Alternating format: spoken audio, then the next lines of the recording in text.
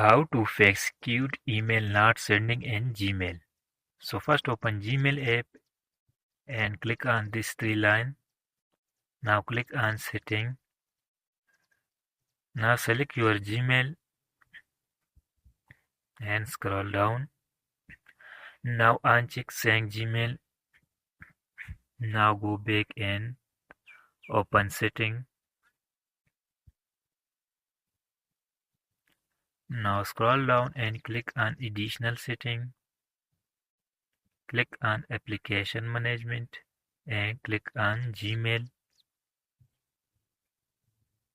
Now first clear cache. Tap on force stop and click on OK. Now go back and open Play Store.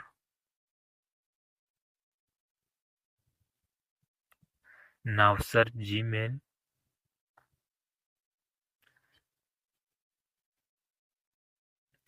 First update your Gmail app.